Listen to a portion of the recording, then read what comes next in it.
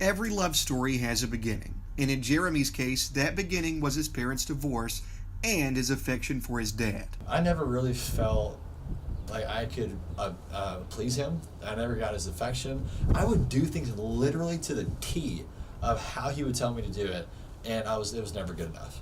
He tried working and bonding with his dad, but as he grew older, things spiraled out of control. I went in and out of rehab, was addicted to drugs, and I just, the last time I got arrested, I felt like everything was done.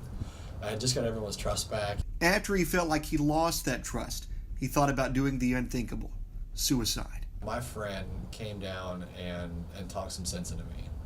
The pills that I had, I heard melatonin, like taking a whole bottle of melatonin doesn't really work, but I didn't care, I was going to try it.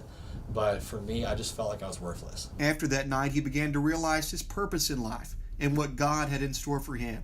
God was helping him transform his dad, too. I would wake up to a phone call randomly because he had insomnia and he couldn't sleep.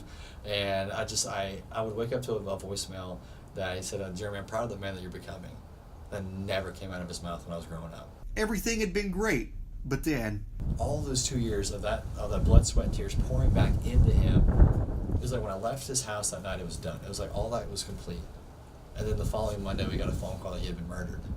But even that couldn't stop him now. Going through that, I was able to share that, and I could tell that was the start of something interesting, something incredible, that I was able to stand up with strength and speak at the funeral and share the story. Even though Jeremy was able to get through his struggles across town at MTSU, others are struggling to overcome.